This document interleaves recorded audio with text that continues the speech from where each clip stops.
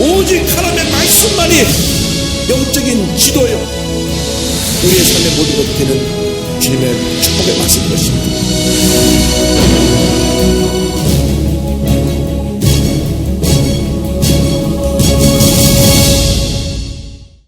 오늘은 출애굽기 29장 38절 이하의 말씀을 가지고 매일 드리는 번제 금양단 속전에 관한 규례를 함께 공부하겠습니다.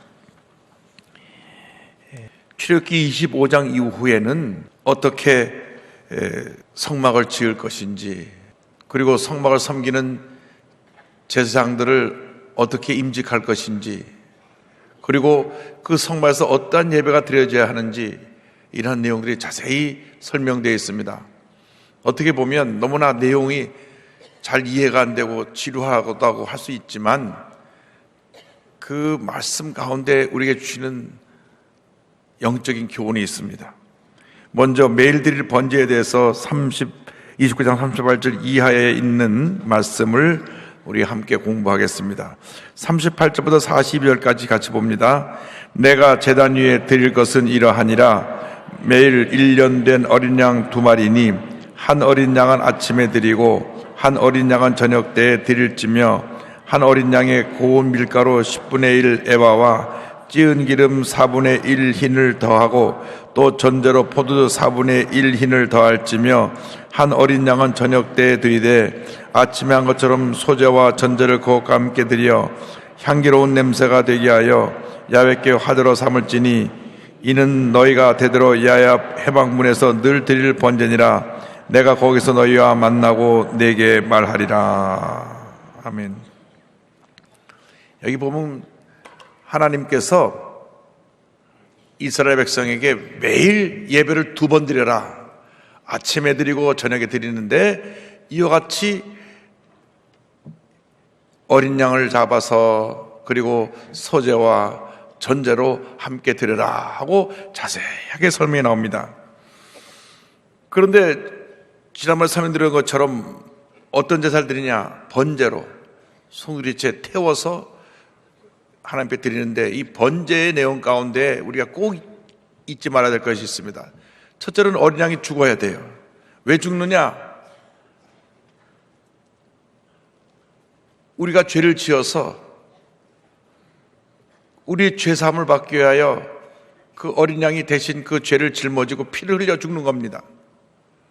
이것은 장차 예수님이 이 땅에 오셔서 우리의 모든 인류죄를 대신하여 짊어지시고 십자가에서 피를 흘려 돌아가실 것을 미리 보여주는 것입니다. 그래서 어린 양이 죽어야 돼요. 예배는 뭐냐? 주님의 죽으심을 늘 기억하고 감사하는 것이 예배입니다. 둘째로 예배는 내가 그 양에 대해서 죽어야 되는 것입니다. 아무도 아멘 안 하시네. 왜 내가 죽어야 되느냐?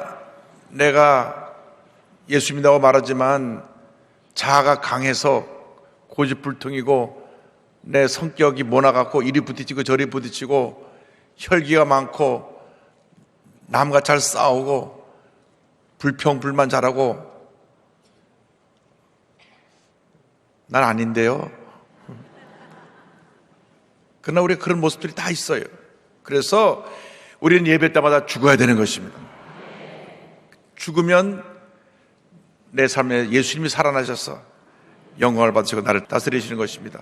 그래서 예배는 내가 죽는 것이다, 나는 아무것도 아님을 고백해야 되는 것이고, 나의 죄성을 철저히 십자가에 못 박아서 내가 죽으면 주님과 함께 부활하여 하나님의 은혜 가운데 영적으로 하나님께 인정받고 칭찬받는 일꾼으로 변화가 되는 것입니다. 그 다음에 여기 고운 밀가루를 10분의 1 에바를 드렸다. 도대체 에바가 뭐, 그 뒤에 보면 또 뭐 찌은 기름은 4분의 흰을 드린다. 또 흰은 또 뭐고? 도대체 도무지 언더스탠드니까 제가 여러분이 알려드리고, 에바는 바운이라는 뜻인데 한 에바가 22리터입니다. 근데 여기 보니까 10분의 1 에바를 드리라. 2.2리터예요. 2.2리터가 개념이 잘 안 와서 제가 샘플을 갖고 왔습니다. 요 삼다수 한 병이 0.5리터예요.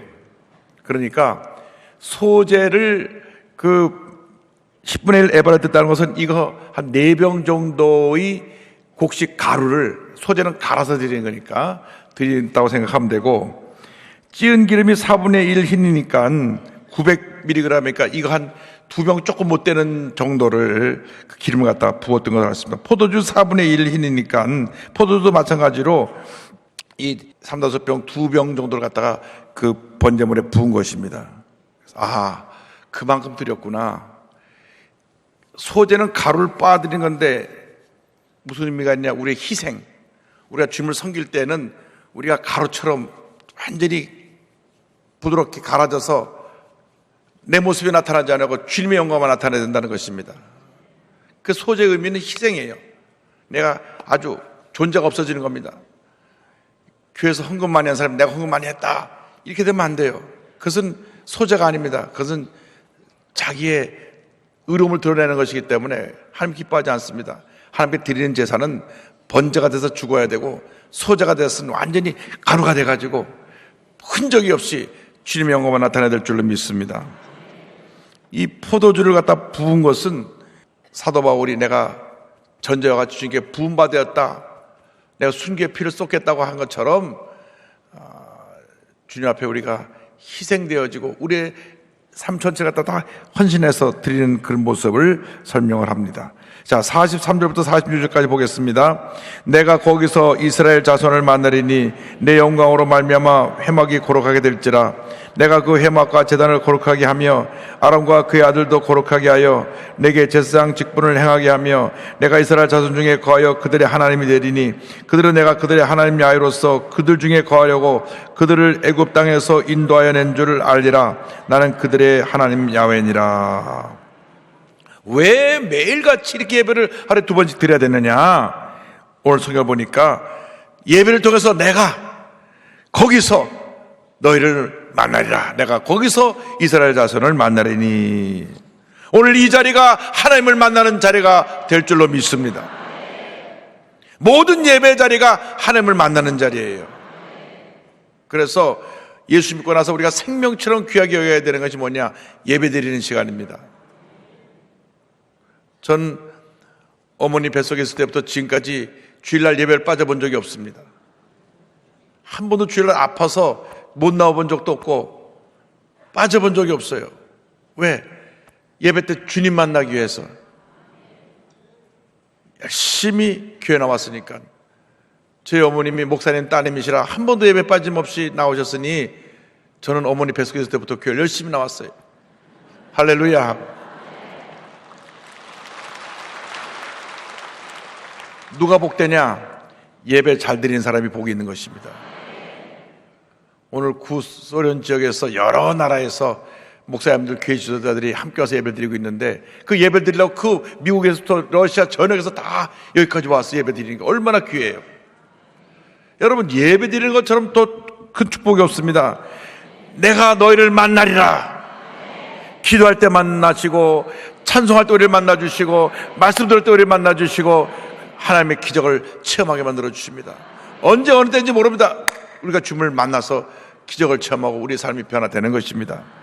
나아가서 내가 그 회막과 제단을 거룩하게 하며 이 예배를 통해서 우리가 드린 이 자리가 거룩해지는 것입니다.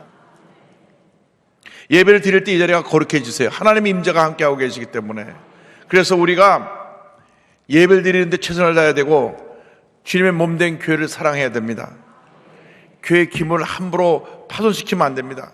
조금만 흠집이 나면 안 됩니다. 한 휴지 하나 흘려도 안 됩니다. 왜? 주님이 거룩하게 만드신 장소요, 거룩하게 만드신 기물이기 때문에 모든 것을 소중히 다뤄야 돼요. 할렐루야. 뿐만 아니라 예배를 드릴 때 그 주님의 예배 드리는 모든 사람이 거룩하게 됩니다. 아론과 그의 아들도 거룩하게 하여 내게 제사장 직분을 행하게 하며. 우리가 다 영적 제사장들인데 우리가 예배를 드림으로 우리가 거룩해집니다. 거룩이란 무엇입니까? 세퍼레이션, 분리입니다. 죄와 분리되고 세상과 분리되고 나의 탐욕과 분리되고 옛사람과 분리되고 분리되는 것이 바로 거룩인데, 예배를 통해서 우리가 세상과 분리되어 주님과 하나 되고 주님께 더 가까이 나가는 은혜가 임하게 되는 것입니다. 그리고 예배를 통해서 하나님이 그 가운데 거하셔서 우리 하나님이 되십니다. 내가 이스라엘 자손 중에 거하여 그들의 하나님이 되리니. 이 예배 가운데 하나님이 임재하셔서 우리의 하나님이 되시고 우리 일생 나가도록 우리에게 큰 은혜와 축복을 베풀어 주시는 것입니다. 그런데 이 예배를 통해서 우리가 무엇을 감사해야 되느냐? 하나님의 구원 역사를 감사합니다. 그들은 내가 그들의 하나님 야훼로서 그들 중에 거하려고 그들을 애굽 땅에서 인도하여 낸 줄을 알리라. 나는 그들의 하나님 야훼니라. 모든 예배의 핵심이 어디 있느냐? 출애굽 사건. 다시 말하면 430년 동안 종살이 하다가 6월절 사건을 통하여 구원받고 홍해를 건넌 이것이 바로 예배의 핵심입니다. 다시 말하면 예수님의 십자가가 예배의 핵심인 것입니다. 예수께서 십자가에서 죽으심으로 말미암아 우리가 죄악 세상 애굽에서 살다가 예수 믿고 하나님 자녀 되어 이제는 저 천국 가나안으로 가게 되는데 지금 광야 생활을 잠깐 하고 있는 겁니다. 그러나 우리는 이미 출애굽했습니다. 죄와 사망의 권세에서 떠났습니다.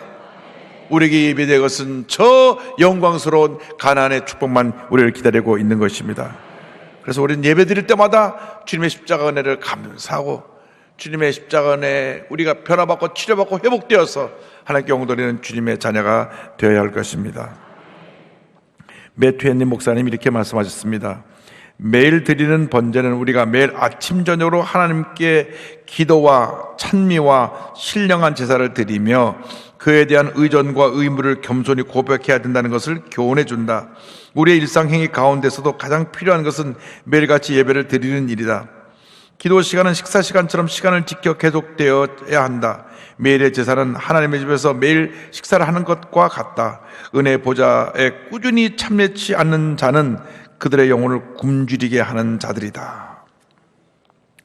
예배에 빠지면 빠진 만큼 우리가 영적으로 배고파지는 겁니다. 여러분, 예배를 한 번이라도 더 나오려고 열심히 몸부림치고 노력하면 은혜가 임하게 되는 것입니다. 여러분 일생을 예배에 걸어야 돼요. 예배.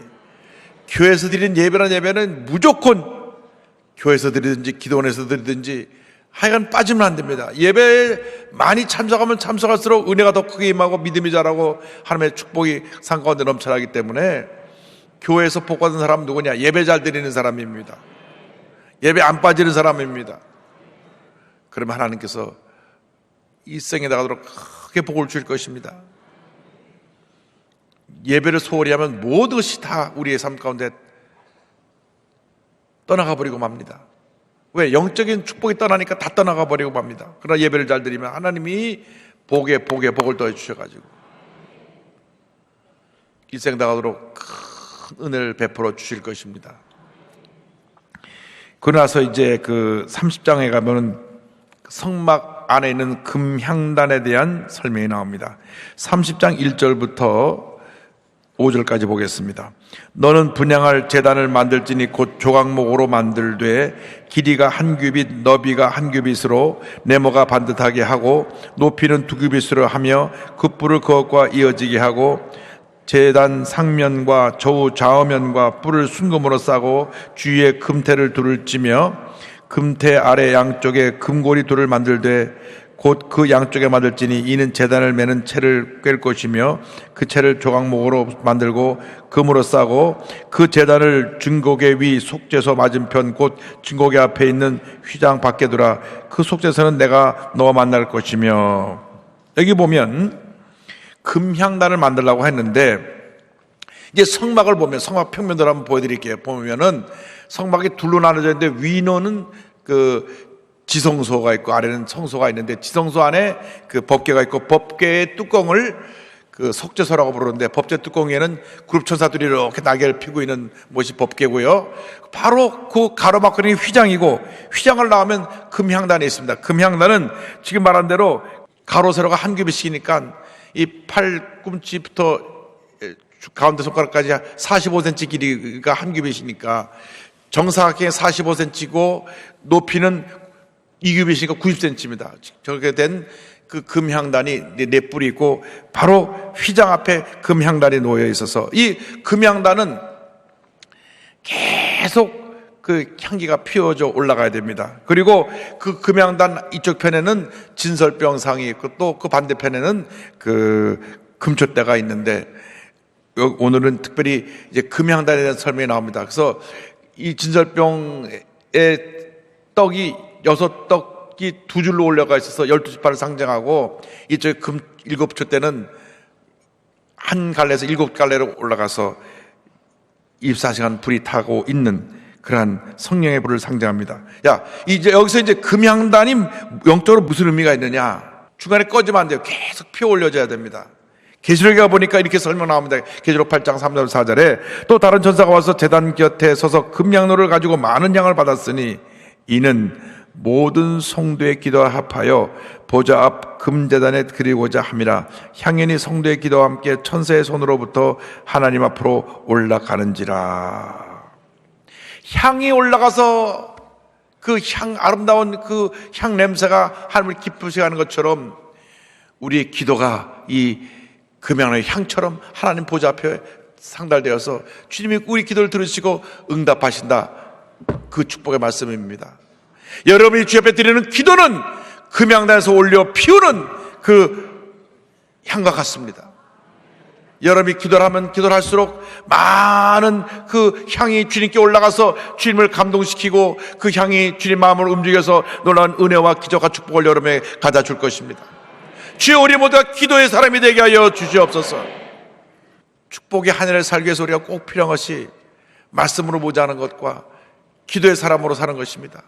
아무리 바빠도 말씀과 기도를 소홀히 하면 안 됩니다. 대부분 문제를 일으키는 사람들은 교회 다니면서 말씀 보지 아니하고 기도하지 않는 사람입니다. 그러면 자기 생각이 너무 많고 말이 많아서 주님을 기쁘시게 할 수 없고 교회를 바로 섬길 수가 없어요. 제가 교회 내에 좀 갈등이 있는 미국에는 한 교회를 섬기러 갔습니다. 갔는데 예배 끝나고 재직기를 3시간을 해요. 예배 때는 깨셨는지 말씀을 듣는지 주무시는지 눈이 반쯤 감겨 계시던 분이 재직기가 되니까 눈이 반짝반짝 걸려가지고 의견했습니다. 말씀을 하시고 또 하시고 또 하시고 또 하시는데 회의를 3시간 하다 보니까 그냥 균이 쭉 빠졌어요. 그래서 제가 그때 알았습니다. 회의가 길면 회의가 생기는구나. 이거 회의가 막 길어지더라고요. 저는 어릴 때 들었던 말이 있습니다. 말 많으면 공산당이라고 했거든. 진짜로 공산당은 뭐였다 하면 7시간, 8시간 회의를 합니다. 하루 종일 회의만 해요. 자아 비판하고. 되는 일이 없는 거예요. 그래서 제가 새벽에 나와서 하나님, 이 교회가 너무 회의가 많아서 회의가 많은데 어떻게 하면 좋겠습니까? 하나님이 지혜를 주셨어요. 그래서 그 다음 재직회 때 제가 한 달 동안 제가 기도하고 하나님께 주신 음성을 여러분께 들려드립니다. 앞으로 재직회 때는 새벽 기도 나온 분만 발언하시기 바랍니다. 그날 이후로 재직회는 15분 만에 끝나게 되었습니다. 할렐루야. 교회는 기도로 운영되고 기도로 하나님의 역사를 이루는 것이지 사람의 생각과 의견으로 교회를 이루는 것이 아닙니다. 여기는 그러면 한 분도 안 계시지만 저쪽 가서 몇 분 있어요. 회의만 하면 막 손 들고 온갖 스트레스를 회의에 푸는 분들이 있어요. 여러분, 초대교회에서 사도 베드로가 날마다 모여서 회의만 했다란 말이 없어요. 없습니다. 없어요. 오로지 기도에 힘쓰니라. 오로지 기도에 힘쓰니라. 그것이 사도행전의 기록입니다. 우리가 하는 말씀대로 살아야 되잖아요. 그러니까 여러분이 교회를 섬길 때 오로지 기도에 힘쓰시기를 바랍니다. 제가 사도의 가르침을 받아 서로 교제하며 떡을 떼며 오로지 기도에 힘쓰니라 그랬으니까 늘 말씀을 아멘으로 받고 사랑으로 교제하고 오로지 기도에 힘쓰면 복이 많은 것입니다. 영국 청교도들의 베스트셀러였던 청교도들에게 배우는 경건에서 루이스 베일러 목사님이 이렇게 말합니다. 태양이 그 빛을 환히 드러내는 아침 시간을 경건하게 보내는 것은 경건한 하루를 보내기 위한 첫걸음이다. 아침에 눈을 뜨면 침상 옆에 무릎을 꿇고 기도함으로 하나님이 가장 먼저 마음에 들어오시게 해야 한다. 아침에 눈을 뜨면 하나님보다 세상에 다른 생각이 먼저 들어오지 못하도록 마음의 문을 닫아라. 그래서 하나님이 가장 먼저 마음에 들어오시게 하라. 이렇게 하루를 시작하면 온종일 어렵지 않게 경건한 마음을 유지할 수 있을 것이다. 할렐루야. 저는 하나님 보통 3시에서 3시 한 20분에 아침에 깨우세요. 그러면 침대에서 한 40분, 50분 기도하고 그 다음에 세수하고 이제 교회 나오는데, 아침에 기도를 드리면 얼마나 마음이 평안하고 기쁘고 감사가 넘치는지 모릅니다. 그러므로 여러분들 앞으로 기도를 생활화해서 일어나자마자 기도하고 잠들기 전에 기도하고 기도로 하나님께 온도를 여러분 되기를 바랍니다. 30장 9절입니다. 너희는 그 위에 다른 향을 사르지 말며 번제나 수제를 드리지 말며 전제에 술을 붓지 말며. 여기 보면 그 금향단의 향은 지정해 주신 것만 써야지 다른 것을 쓰면 안 된다.